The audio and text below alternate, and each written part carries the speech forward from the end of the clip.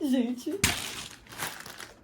chegou isso aqui que eu, assim, me deu a louca, entendeu? Aí eu falei, vou comprar e vou voltar a fazer o que eu fazia.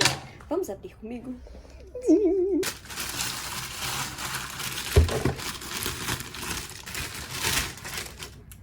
Eu comprei o microfone. Velho, isso aqui é tipo assim, top coisas que eu estava querendo. Uma vez que eu decidi voltar pra esse aqui, né? Então eu falei, pô, vamos comprar. Eu pesquisei, achei isso aqui que é R$120. É mais acessível. Aí eu falei, beleza, vou comprar. E eu vou testar com vocês nesse exato momento. Vamos ver como é que abre isso aqui.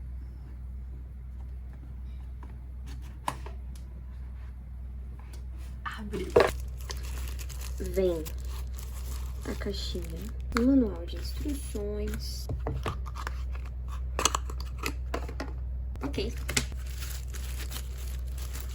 Será que ele já vem carregado? Ó, isso aqui é o que conecta. É pra vir um adaptador, né? Disseram que vem um adaptador. Será que não vem um adaptador, gente? Eu não tô vendo adaptador. Ou é?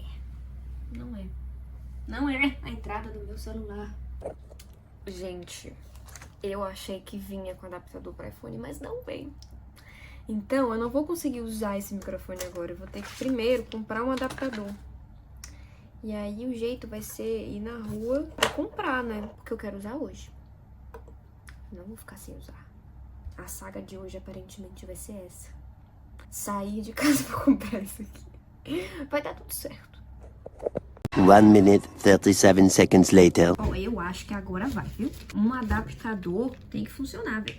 Comecei o vídeo animadíssima pra poder testar o microfone e eu não consegui testar porque simplesmente não entrava no meu celular. Mas agora eu acho que vai dar tudo certo. Comprei esse aqui e eu espero também que não dê mau contato, sabe? Que não fique aquela coisa, seu iPhone não suporta esse tipo de dispositivo. A gente vai plugar aqui.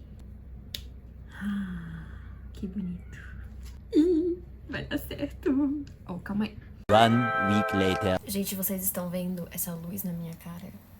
Pois é. Essa é a outra parte daquele vlog que eu comecei e que deu errado a saga do microfone, mas eu queria dizer que chegou uma coisa nova, que foi essa luz aqui, ó. Incrível, que eu comprei pra poder iluminar os vídeos e tal.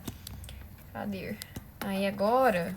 iluminação já não é mais um problema. E ela ainda pega tudo. Tipo assim, ela é uma luz de preenchimento e ela tem vários modos, ela tem várias cores. Ela pisca também, sabe? Enfim, gente, tô muito feliz. Tô muito feliz porque as coisas vão começar agora com uma outra roupagem, né? Chique. E aí, o que acontece? Vocês lembram da saga, né? Acho que o último take que eu gravei, eu tava dentro do carro pra poder ir trocar o cabo, que não deu certo, né? O adaptador. Pra poder usar esse aqui. E a menina me explicou que o adaptador não deu certo simplesmente porque ele não tem transferência de áudio. E lá na loja não tinha. E ela falou que provavelmente só ia conseguir achar na internet. Então, o que aconteceu? Eu comprei na internet e agora eu vou ter que esperar chegar. E deve chegar amanhã ou depois de amanhã, no máximo, assim, né? E aí a gente vai conseguir testar e ver se vai dar certo. Agora eu não vou nem falar que vai dar certo. Eu vou falar, vamos testar primeiro, né? E aí, a partir de amanhã, provavelmente, eu vou conseguir usar o microfone. Vocês estão vendo, né? Esse foi o microfone que eu comprei, pá. E aí eu acho que o nosso setup vai estar pronto. Eu comprei também um caixa de celular pra tripé, porque eu tenho um tripé, ó, antiguíssimo. Eu tenho esse tripé há uns 10 anos, mais ou menos, porque há 10 anos atrás eu tive um canal no YouTube também. Aí eu comprei esse tripé, que é aquele tripé grandão mesmo, assim, que fica no chão e tal. Só que esse encaixe do celular quebrou pra usar ele, né? E aí eu nunca mais usei o tripé. E aí o tripé que eu uso é um outro que eu comprei bem depois, que é um que fica em cima da mesa. Ele é pequenininho. E aí a gente vai ter luz, microfone e um tripé de chão. E aí as coisas agora vão ter uma cara muito mais legal. Gente, eu tô muito feliz. Eu tô muito feliz. Eu sou péssima pra gravar vlogs. Eu esqueço de gravar. E foi isso que aconteceu, né? O último take que eu gravei foi, acho que, sei lá, 4 ou 5 dias atrás. Então, assim, me perdoem. Mas, assim, acho que ninguém vai nem perceber, porque eu vou botar tudo num vídeo só. Mas, de qualquer forma, eu comecei esse vídeo pra poder fazer o vlog de leitura de Amor Problemático de Verão. E até agora eu não li mais.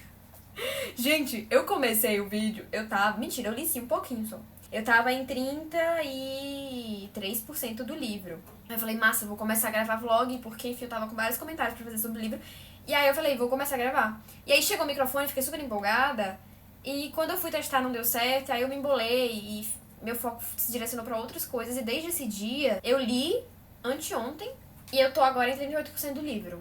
Mas depois também, tipo, eu só li dessa vez e antes disso, e depois disso também não li mais, sabe? E aí eu vou voltar à leitura e aí sim eu vou fazer os meus comentários pra vocês. Mas tem alguns comentários, sim, que eu acho que já dá pra gente fazer.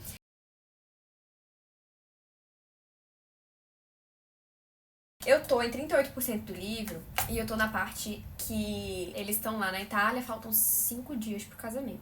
E assim, gente, opiniões. Eu comecei o livro bem assustada, porque ele começou de uma maneira meio duvidosa, né? Eu achei o Connor possivelmente com muito potencial de ser um cara muito problemático. O que não deixa de ser, mas assim, problemático assim, num extremo chato, né?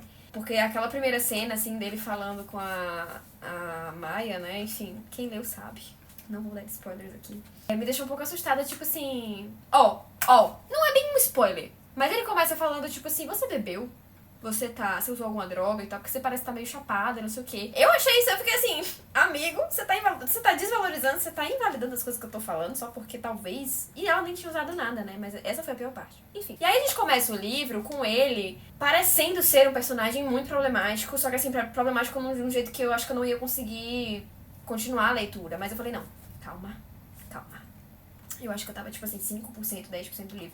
Então eu falei, calma, vai dar tudo certo. E está dando tudo certo, né? Eu tenho comparado ele com Não É Amor, que foi o último que eu li, né, mês passado. Que é justamente com os personagens que tem aqui também, que é a Rue e o Eli, que é o irmão da Maia, que é a personagem principal desse livro aqui. É como se fosse o mesmo universo.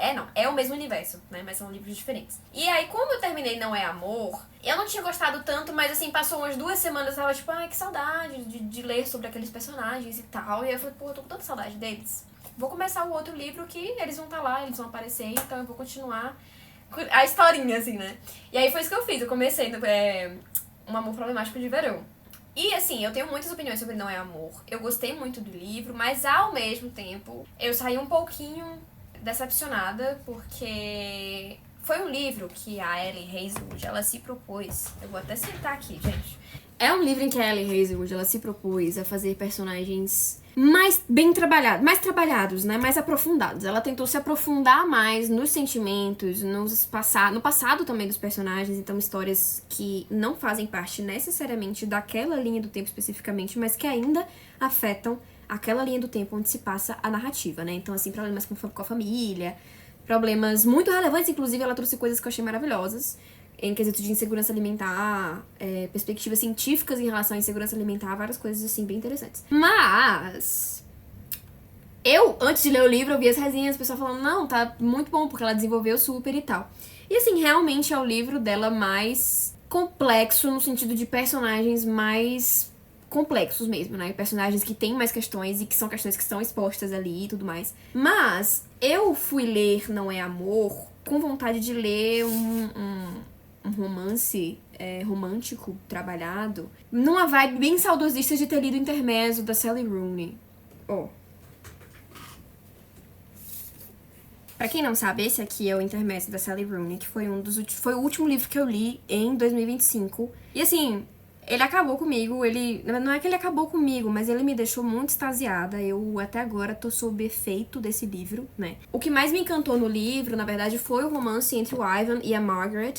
E aí eu saí nessa sede de ler um livro que trouxesse personagens super, super densos, assim, né? Que trouxesse muitas coisas em relação à vida desses personagens e como essas coisas, elas aparecem ali naquela relação e como que elas atravessam essa relação, né? Só que assim, Sally Rooney e Ellie Hazelwood são mundos totalmente diferentes.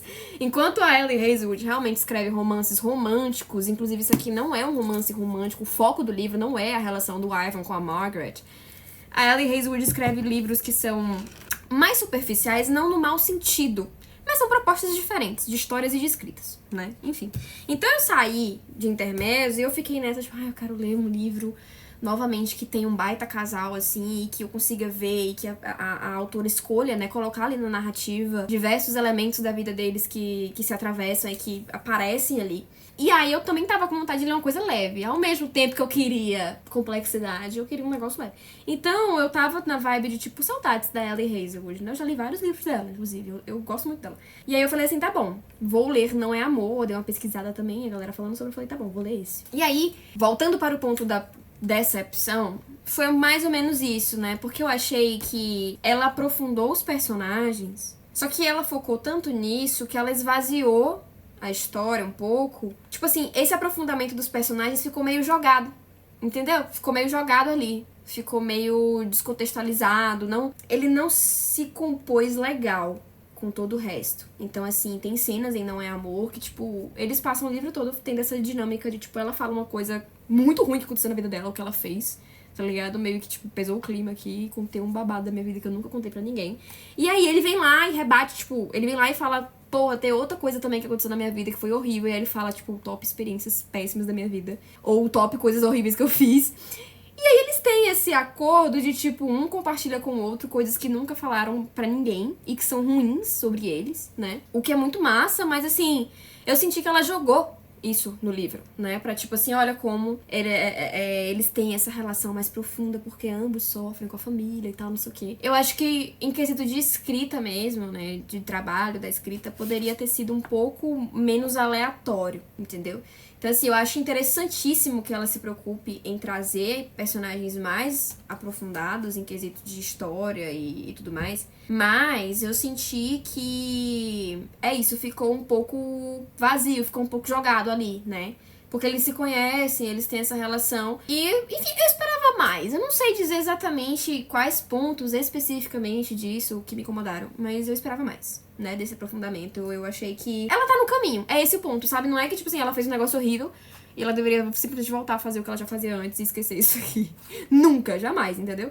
Eu acho que ela tá num caminho massa de desenvolvimento da escrita dela. Eu acho que ela vai começar... a partir disso aqui, ela consegue ganhar diversos... ela consegue ganhar experiência, né? Consegue ganhar insights e feedbacks que serão importantes, provavelmente, eu espero. E que serão úteis também, eu espero. Mas, assim, eu acho que a partir da primeira prática, você começa a ganhar... a vislumbrar outras direções pra poder seguir no seu trabalho. Então é isso que eu acho que vai acontecer com a Ellie Hazelwood. Deus nos abençoe. Eu espero que sim.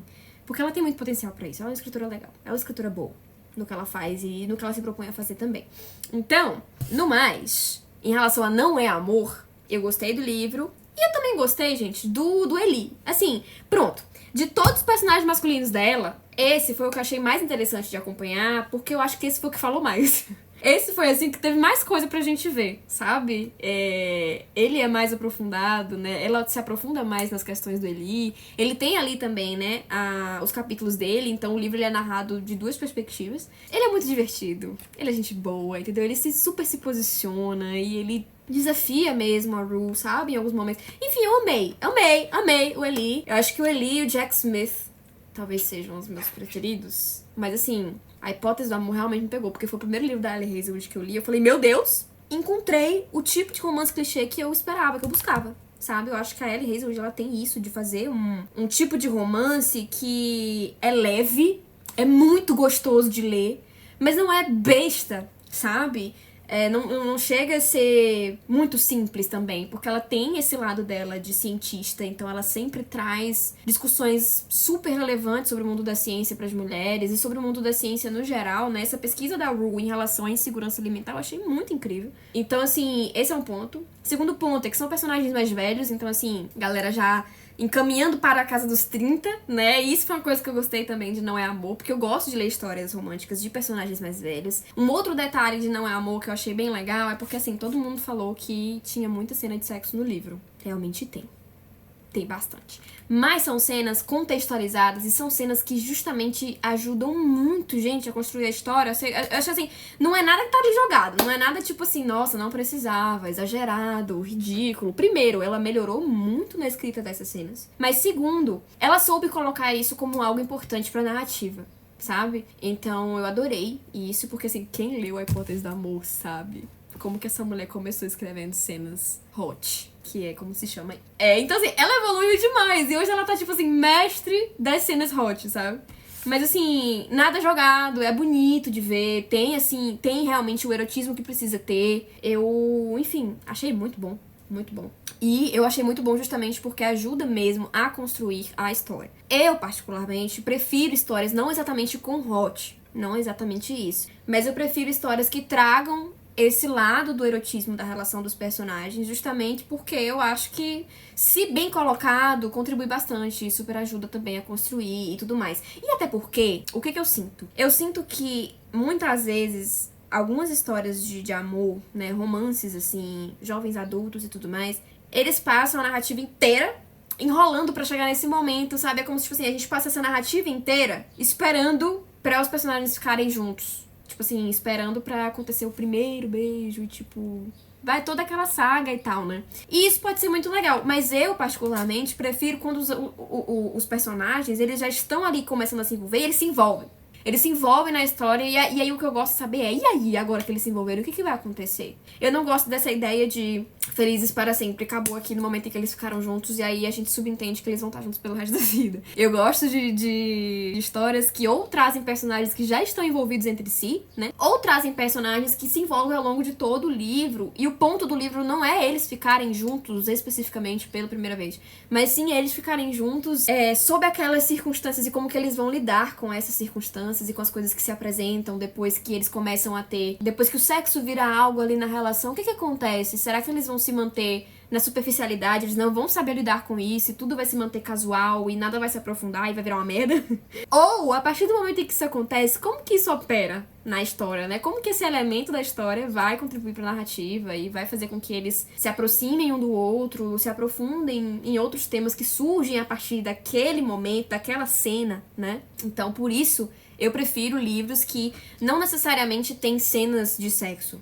Pelo contrário. Mas livros que, tipo assim, os personagens, eles já estão envolvidos, ou eles já estão se envolvendo ao longo do livro. Mas, assim, a gente vê como que isso é, tipo assim, um elementozinho, assim, bem pequeno da narrativa e ao mesmo tempo como que pode ser uma coisa muito importante pra trazer outras questões da história. Sobre Não é Amor, eu tô fazendo um vídeo, um vlog, que eu já tô resenhando tudo, né? Mas enfim, sobre Não é Amor, essa foi a minha opinião. E agora eu vou continuar com a leitura de Um Amor Problemático de Verão e quando eu estiver lendo, aí eu gravo e eu comento pra vocês. Já Um Amor Problemático de Verão é isso, né? Começou realmente problemático, fiquei preocupada, mas tá se mostrando um livro muito bom. Eu tô gostando mais do que Não é Amor, porque eu percebi, gente, que eu amo livros que se passam nas férias.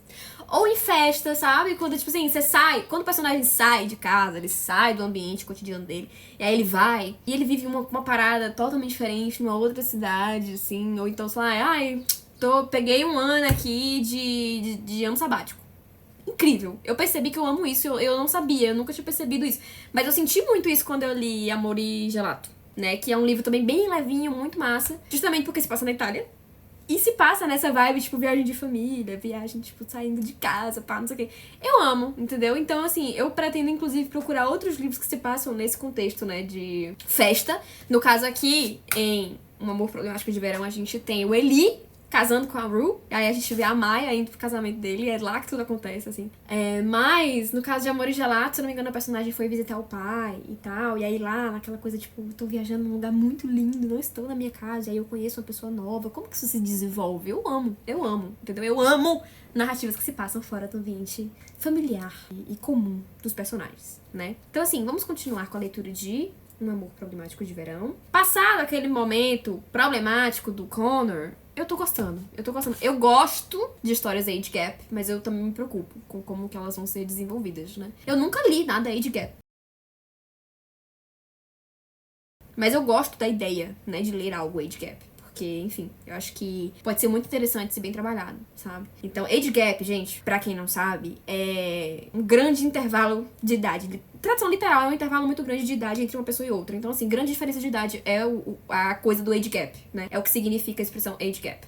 Então, personagens que têm uma grande diferença de idade ali no romance. Então, assim, eu tô gostando dos personagens e eu tô amando a Maya, tá? Eu tô amando a Maya, eu tô achando ela incrível. Vi muita gente falando mal, muita gente que odiou a personagem, mas assim, até agora, eu tô gostando. Ela é uma personagem mais nova do que a Rue, ela tem uma cabeça, assim, bem cheia de coisinhas, né? Ela gosta de yoga, meditação, essas coisas, enfim, eu também gosto, então... E aí é isso, eu vou continuar a leitura. No momento eu me encontro em 39% do livro, e aí, conforme eu for lendo, eu vou resenhando pra vocês.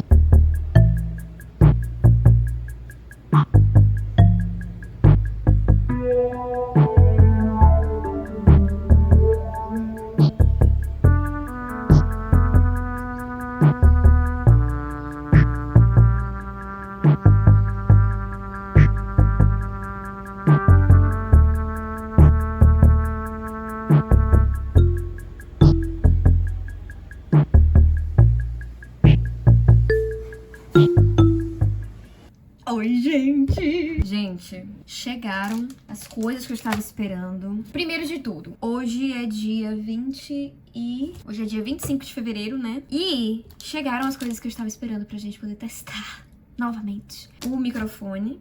E também pra depois a gente conseguir usar o tripé, né? Eu falei que eu tava querendo um adaptador. E esse aqui é o adaptador, não sei se alguém já viu, se alguém conhece, mas enfim, o adaptador que eu usava no meu tripé era justamente esse, né? E aí eu comprei esse adaptador aqui pro cabo do microfone e a gente vai testar agora. Eu espero muito que dê certo, velho. Sério, porque assim, eu gastei meu dinheiro nesse negócio e eu não queria que desse errado, eu não queria devolver, pelo menos. Eu posso devolver ainda, eu posso ter um reembolso, mas não quero, né? Eu quero usar. Esse aqui é o adaptador, tá vendo? Agora é normal. Gente, será que tá funcionando isso? Se eu falar assim, de longe, eu vou testar várias formas, né? Vou testar assim, numa distância que eu considero ok. Mas o que eu queria mesmo é poder usar ele aqui, né? Eu tava a caminho da academia, então assim, não deu muito certo. Acho que eu não vou, porque parece que vai ter tempestade. Gente, ai, Deus vai prover. Tá com um abafador de ruído também, tá? Então eu vou tirar também o abafador. Sem o abafador de ruído fica assim. Então, essas são as perspectivas que a gente tem de que dê certo, né? E eu tô muito animada, eu tô muito ansiosa, porque meu sonho era ter um microfone, velho. Meu sonho era ter um microfone, eu sou uma pessoa muito fissurada com o som das coisas, né? E aí eu ouço muita música, muita coisa. Eu sou muito chata com som. Então eu acho maravilhoso quando a pessoa fala no microfone, porque o som sempre fica melhor, né? Então eu espero que a gente consiga ter um microfone ok pra fazer os videozinhos aqui e que fique um som bonito, um som harmônico, um som limpo, na verdade, né? Pra poder a gente escutar. E aí o que eu quero é que ele funcione assim, ó, pendurado na minha roupa. E ele também tem o imãzinho que você pode também comprar e plugar em qualquer lugar. Mas é isso, vamos ver se vai dar certo. Eu tô muito ansiosa, meu Deus, eu tô muito feliz!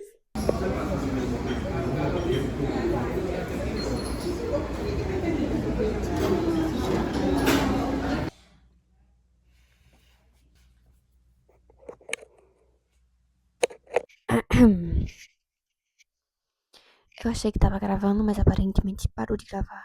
E sim, eu tô falando baixo porque tem pessoas dormindo ou ensaiando dormir. Então, por isso eu tô falando baixo. Mas vamos ler um pouquinho. Vem comigo.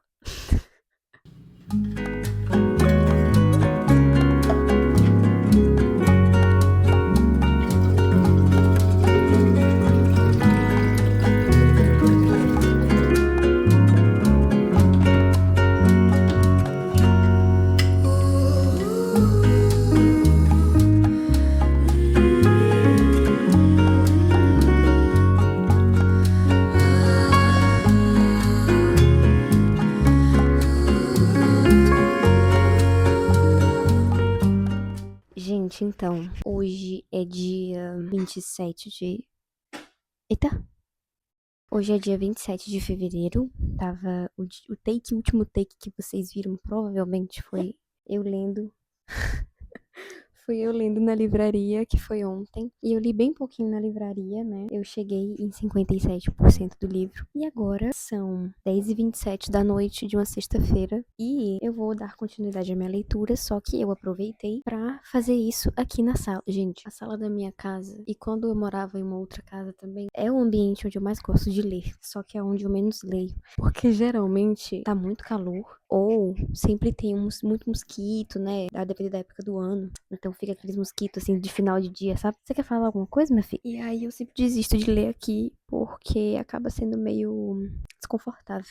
Apesar de ser o lugar onde eu mais gosto de ler, eu acho que pelo ambiente também, por ser fora do meu quarto. Eu não sou muito fã de ler dentro do meu quarto, porque eu acho que coisas me distraem, eu leio menos e eu pego no sono também, fico com sono. Enfim, então a sala é o lugar onde eu mais gosto de ler, mas nem sempre eu consigo ler aqui. Mas hoje tá chovendo. Mas hoje tá uma chuvinha muito boa. Enfim, como eu tô afim de ler, eu aproveitei pra fazer isso aqui na sala. Então, vamos começar a nossa leitura, né? Eu parei em 57%. Agora são 10h29 da noite e eu vou retomar a leitura de Um Amor Problemático de Verão. Vamos ver até onde que eu vou. Se eu tiver considerações também, devo parar no meio para poder comunicar a vocês. E é isso.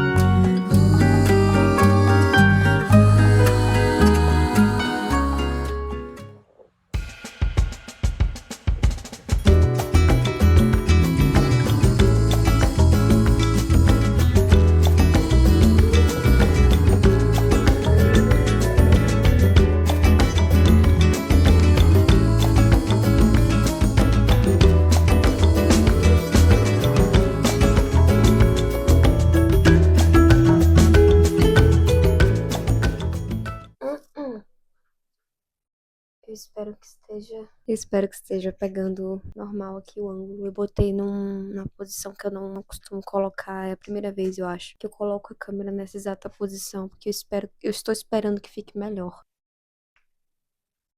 Terminei um amor problemático de verão. Hoje é dia 16 de março e estamos agora no horário de 11 horas mais ou menos da noite. E claro, o ideal era que eu não estivesse gravando isso neste horário, mas como eu acabei há pouquíssimo tempo o livro e tá tudo muito fresco na minha cabeça e eu tenho algumas coisinhas pra falar, eu decidi gravar assim mesmo, porque eu sou essa pessoa que tem esse problema com horários em relação à fruição da minha criatividade, então ela sempre ataca em momentos muito inoportunos. Enfim, gente, vocês puderam acompanhar aí pelo vlog de leitura, né, o processo de leitura desse livro da Ellie Hazelwood, que é uma escritora que eu gosto muito. E eu tô muito feliz de ter finalizado esse livro. Eu queria começar dizendo, na verdade, que ter escolhido dar tempo para a leitura desse livro hoje salvou o meu dia. Eu tô aqui, ó, skincare feito, banho tomado, de pijama, prontíssimo pra dormir, pra começar o meu dia de amanhã, porque eu tenho muitas coisas pra fazer. Mas eu também tô aqui ao final de um dia caótico, um dia meio tenso, né? Um dia permeado aí pela TPM, pelas cólicas, pela infelicidade da inflamação no corpo. E então foi um dia que eu precisei obrigatoriamente mesmo parar. E eu acabei decidindo, né? Falei, ai, não vou fazer as coisas que eu devo fazer, eu vou só descansar. E nesse descansar, eu senti vontade de ler. Eu já tava ficando um pouco angustiada, porque hoje completa exatamente um mês que eu comecei a leitura, né, de Um Amor Problemático de Verão. E começaram a surgir novas leituras pra eu fazer, né? Então eu comecei a ficar um pouco assim, vamos apertar um pouco um passo, né, pra poder finalizar isso aqui, porque eu não desejo dar início a novas leituras sem antes terminar essa. Então foi o que eu fiz, né, eu sentei pra poder terminar Um Amor Problemático de Verão. E como eu falei, isso salvou meu dia, foi a melhor decisão que eu poderia ter feito. Dito isso, gostaria de abrir aqui também uma nota para dizer que é muito maravilhoso quando a gente consegue chegar num estágio ok de concentração que nos permita fazer uso da literatura para também acalmar a nossa cabeça. Gente, a literatura, ela é esse artifício muito poderoso, é um instrumento muito poderoso que nos ajuda a ordenar os nossos pensamentos, nos ajuda através de apresentações de outras perspectivas que não a nossa, ou somente das pessoas que estão ao nosso redor, e com isso também nos ajuda a criar novas visões de mundo, a atualizar as nossas visões de mundo, a gente passa a aprender, né? A gente aprende, a gente ganha um certo gás, um certo conhecimento através da literatura, né, que nos permite também organizar os nossos pensamentos para que a gente se comunique melhor, organizar os nossos pensamentos para que a gente pense melhor, e com pensar melhor eu digo mesmo de forma mais ordenada, de uma forma mais tranquila. Então hoje eu tava num dia muito irritadiça, né, eu tava muito à flor da pele, muito irritada, muito nervosa, muito terrível, e esse momento de leitura desse livro foi uma coisa maravilhosa que, assim, ó, silenciou todos os meus pensamentos. Depois que eu terminei, em meio a esse silêncio de pensamentos, eu consegui visualizar os meus pensamentos e também voltar a pensar de uma forma mais fluida, uma forma mais calma e mais tranquila. Isso graças ao fato de que eu consegui realmente me concentrar. Porque existem momentos que nem mesmo a literatura é capaz de nos fazer, depois de uns bons minutos, né, se concentrar. Às vezes a gente tá passando por alguma situação de vida que realmente fica muito difícil da gente conseguir sentar e ler um livro com a devida concentração, a devida atenção. Mas eu queria fazer esse comentário em relação a esse poder magnífico que a literatura tem de fazer fluir os nossos pensamentos. Dito isso, foi um momento maravilhoso para eu terminar esse livro, justamente porque em meio a esses pensamentos tranquilos, eu fui invadida por uma onda muito feliz, de felicidade, né? Eu fui invadida por uma onda de emoção muito legal. Não uma emoção chorosa, mas uma emoção de prazer mesmo por estar lendo esse livro. Eu tenho direcionado muito mais a minha atenção, tem despertado muito mais a minha curiosidade e interesse ler histórias de amor ultimamente, né? Como eu comentei ainda nesse vídeo, eu acho, né, aí pelo vlog, depois que eu li Intermezzo da Sally Rooney, eu fiquei muito tocada pela forma como as relações amorosas construídas dentro das narrativas literárias, elas simplesmente têm um peso muito bonito, um peso muito interessante, um peso muito relevante, né? Então, assim, eu tenho estado cada dia mais interessada em observar como que são construídas as dinâmicas das relações e como que são construídas, como que os personagens em si são construídos a partir das relações que eles vivem, principalmente as relações amorosas. É um tema que me interessa e eu gosto muito de ler sobre. Ter lido Um Amor Problemático de Verão me colocou novamente nesse lugar de eu amo ler histórias de amor. Porque, apesar de, por exemplo, aqui a gente tem uma protagonista muito mais nova do que a Rue, que é a protagonista do livro anterior, que é Não é Amor, né? Que também tem esses personagens que também estão presentes aqui no livro do Amor Problemático de Verão. Eu senti uma narrativa muito mais fluida. Como eu falei, a Ellie Hazelwood estava no foco aí, né?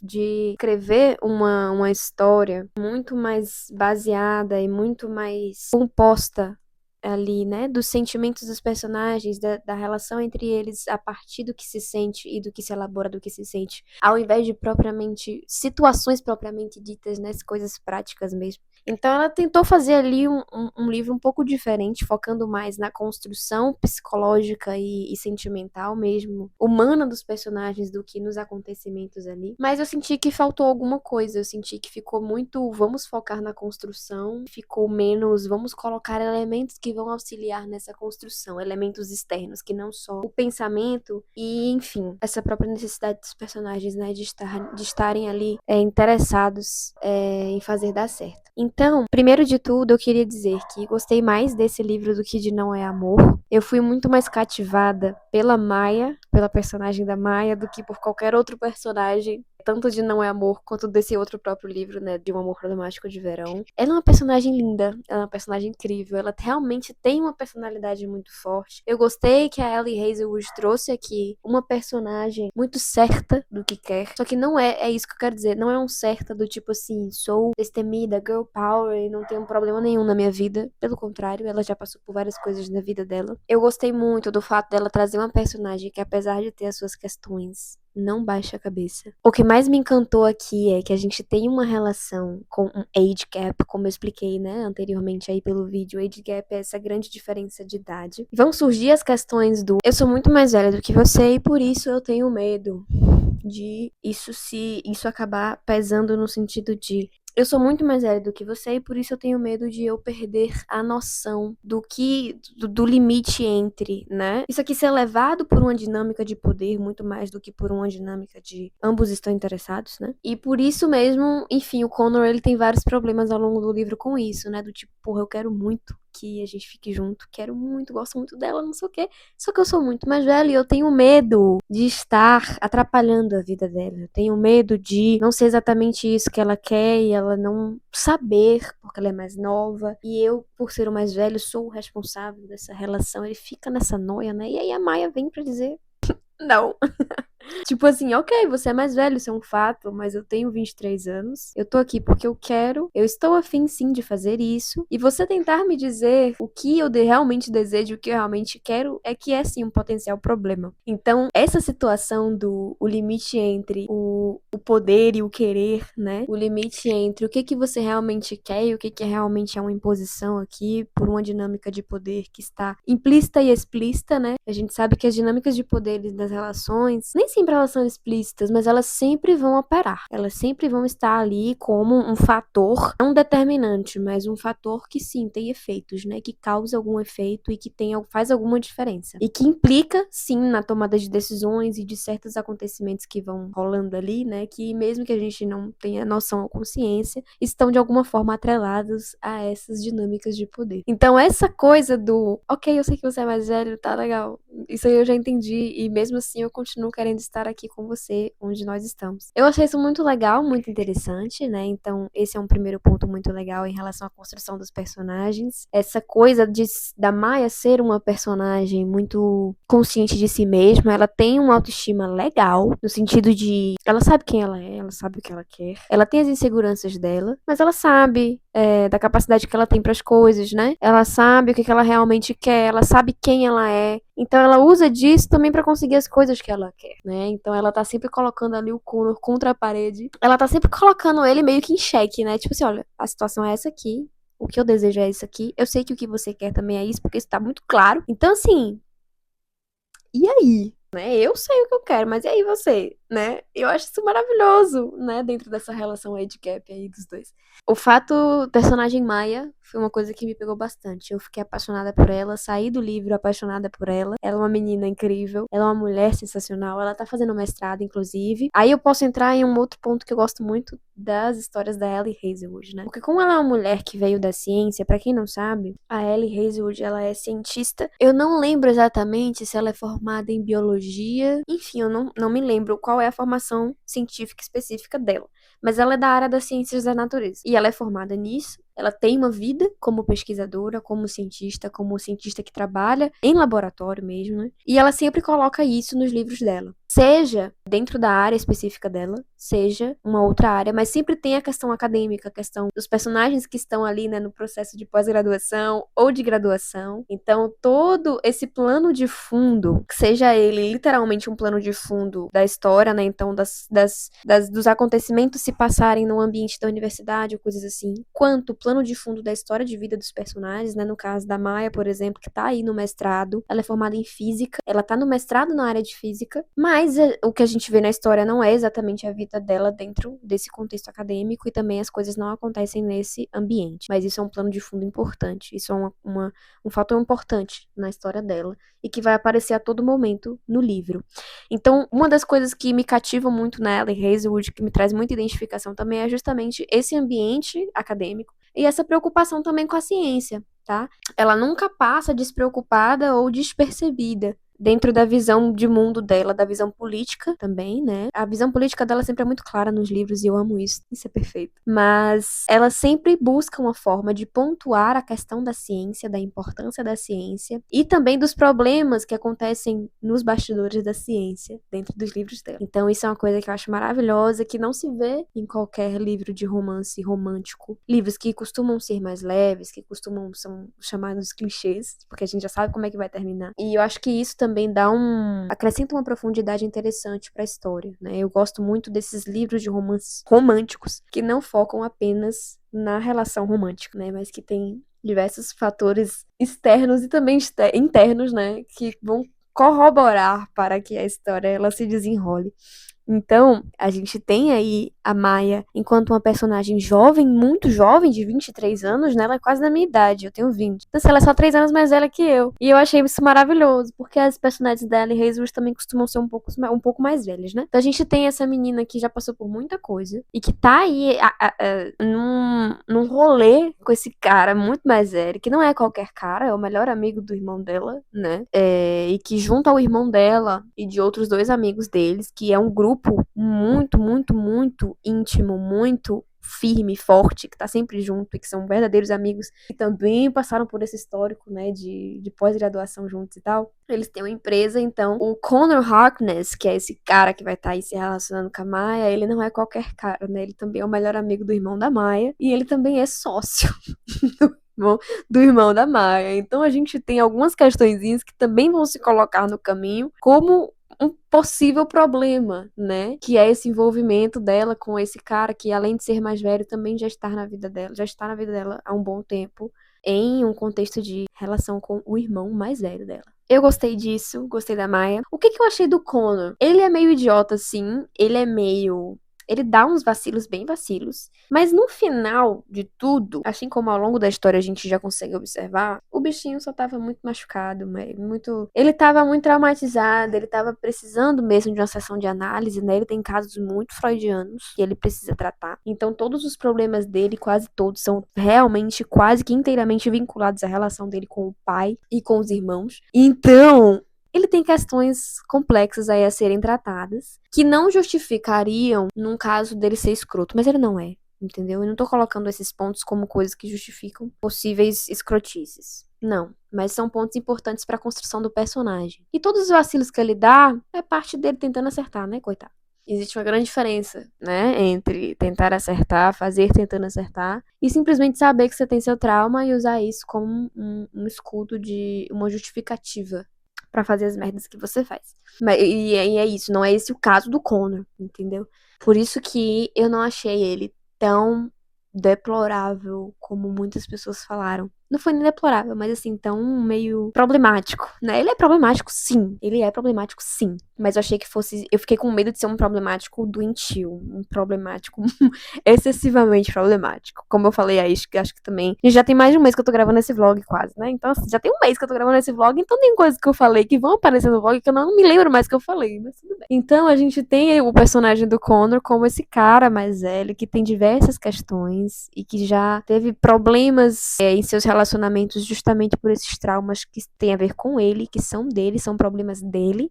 E ele tá aí junto com a Maya, né, agora, nesse babado que rolou. Inclusive, eu achei interessantíssimo o contexto em que tudo aconteceu, tudo começou. Um outro ponto muito legal também, um outro ponto que me cativou bastante, que eu acho que eu também falei isso no vídeo aí, ao longo do vídeo, que foi o cenário do livro, né? O livro, ele se passa justamente no casamento do Eli e da Rue, que são os personagens desse livro anterior que eu comentei sobre, né? Não é amor. Então, o livro, ele vai se passar na Sicília, na Itália, né? Todo mundo viaja para o casamento. E eu amo. Eu descobri que, além de gostar muito de histórias de amor, eu também gosto muito de histórias que se passam em contextos descompromissados, entendeu? Gosto de histórias que se passam nas férias, gosto de histórias que se passam em festas, sabe? Interação ali entre amigos, aquela coisa, não sei o quê, mais descontraída, que não necessariamente se passa em ambientes de trabalho, em ambientes acadêmicos, em todo um contexto mais amplo.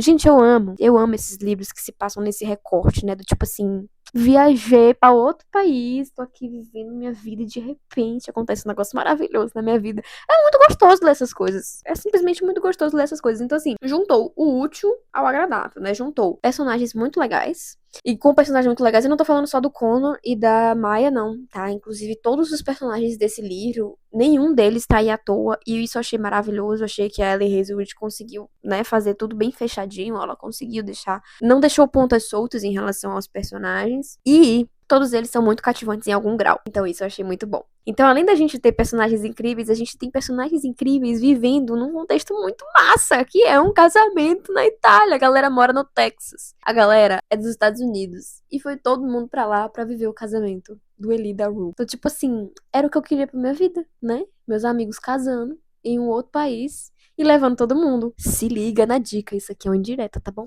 Enfim. E aí, juntou tudo isso. Então, a gente já tem 3 fatores, né? Personagens, cenário e personagens principais também. Então, por fim, pra fechar, eu acho tudo que eu tenho pra dizer, eu saí muito feliz da leitura desse livro, porque eu saí muito cativada. Mais uma vez, a Ellie Hazelwood coloca aqui cenas de sexo que não são qualquer cenas de sexo, que estão aqui jogadas. Isso é uma coisa que eu odeio muito, o escritor colocar uma cena assim, hot, um explícito, um negócio que não tem nada a ver, nada a ver. Fica ali jogado, não faz o menor sentido estar ali. Corta o clima total, entendeu?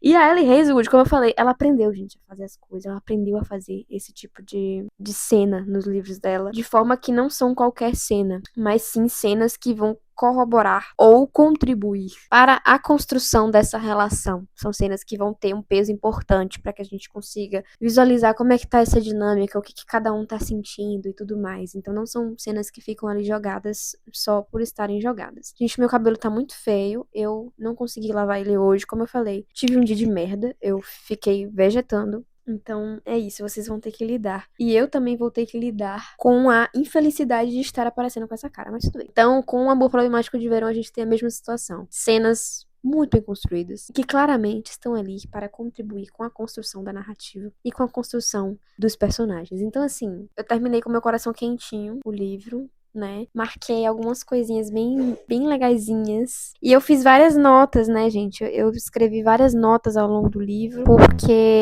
justamente porque eu sabia que eu traria pra comentar com vocês, né? Eu anotei reações, como vocês vão conseguir ver também ao longo do vídeo, eu acho, né? Porque teve algumas coisas que eu gravei que eu tô fazendo caras e bocas. Pontos de evolução que eu achei interessantes e que eu coloquei algumas perguntas também, né? Então, por exemplo, teve uma parte que eu marquei, foi bem no início do livro. Foi em 14% do livro. Eu marquei uma frase e aí eu escrevi: como a autora vai trabalhar isso ao longo do livro? Manter a personagem com essa perspectiva ou evoluí-la a entender que isso não tem a ver com ela e sim com ele. E sim, realmente chegamos, graças a Deus, a Ellie Hazelwood chegou nesse lugar ela escreveu a Maya para que ela chegasse nesse lugar de entendimento do que é dela e do que não é, né? Do que é dela e do que na verdade é do Connor. Algumas outras coisinhas.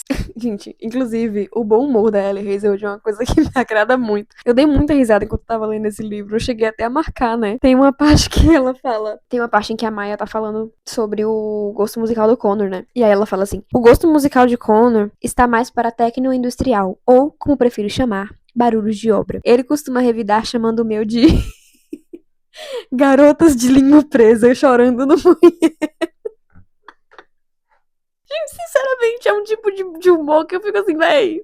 Eu quebro muito, isso é muito divertido, eu dou muita risada enquanto eu tô lendo os livros dela, e isso é maravilhoso. Isso é uma coisa que, enfim, descontrai e me ajuda a gostar ainda mais, a ter mais apreço ainda por ela, velho. Eu achei, inclusive, que ela evoluiu bastante, liricamente falando mesmo, na escrita, tá? Tem uns trechos desse livro que eu achei, poxa, ficou bonito isso aqui que ela escreveu. Muitos insights interessantes, politicamente falando, socialmente falando, né? Tem uma parte que o Connor vai falar sobre o que ele acha dessa coisa de você marcar encontros e dates pra você começar a conhecer uma pessoa e tudo mais. E aí ele vai dizer, né, a ideia de uma estrutura formal que guia as pessoas enquanto elas tentam avaliar se combinam. Parece uma transação corporativa. Perfeito, achei assim. Eu fiquei, puxa, eu nunca tinha pensado nisso. Eu acho que ela traz algumas coisas assim, né? Pra literatura dela. Foi chegando no final, foi ficando ainda mais bonito. E por isso que eu também acabei com o coração tão quentinho. Então tem alguns trechos que eu destaquei. Mas o principal foi, abre aspas, na surpresa calorosa de seus gestos, como se aquela felicidade tranquila fosse incomum para ele. Você deveria ter alguém que te fizesse se sentir assim todos os dias, pensei. Eu estou disponível.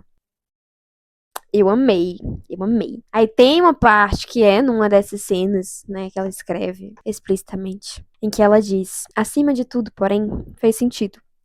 Não sei se alguma coisa, além desse prazer, já fez algum sentido. Não assim tão claro. Não para mim. Então aqui a gente tem um retrato bem óbvio, né, de como que a Ellie Hazelwood ela vai trazer essas cenas de sexo no livro dela para além da carne, para além do casual, e como que isso vai fazendo os personagens entenderem onde que eles estão na relação, onde que eles estão, o que que eles estão sentindo em relação ao que eles estão vivendo, e isso é maravilhoso. É assim que tem que ser, entendeu? É assim que a construção tem que funcionar.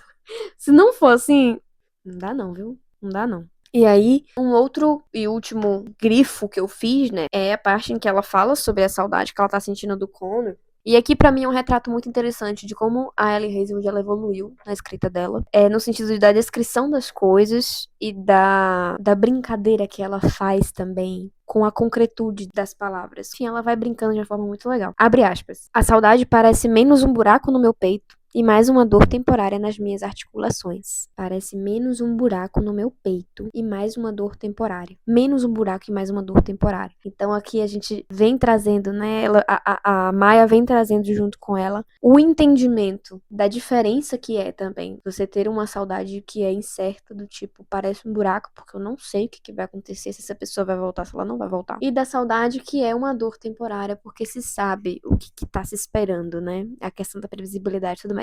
Enfim, gente, achei perfeito, entendeu? Amei tudo nesse livro. Eu dei 4 estrelas. Eu espero muito que vocês tenham gostado desse vlog. Mais uma vez, eu reitero, tirem tempo no dia de vocês. Deixem coisas de lado no dia de vocês para que vocês consigam ler. Porque ler ajuda muito a organizar as ideias, mas não só. Ajuda a gente a sentir e ajuda a gente a se conectar com aquilo que a gente estava precisando se conectar e não sabia. E aí também que tá, né, é uma coisa que eu tenho ouvido falar muito sobre, que é a literatura enquanto um elemento humanizador. A literatura não permite que a gente se desumanize, não permite que a gente vire máquinas, não permite que a gente não consiga raciocinar, elaborar, muito menos deixar de criar na vida, né? Então, vida longa aos hábitos literários, porque eles fazem da gente não só leitores, mas seres humanos muito melhores. Então, convido a todos vocês, ao fim desse vídeo, a se oportunizarem um tempinho pra ler. 15 minutinhos ali, ó. 30 minutinhos seria perfeito. Começa assim. E as coisas vão começando a fluir. Eu tava na urgência também de terminar esse livro, porque, como eu falei, tenho outras leituras que estão aí agora para começar, né? Tenho leituras para grupos de leitura, então eu vou atualizando vocês das minhas próximas leituras. Após o término desse livro aqui, né? Eu vou começar o livro 40 Dias, da Maria Valéria Rezende. para um grupo de leitura que eu tô participando da minha universidade. E junto a isso, eu tenho algumas leituras em andamentos.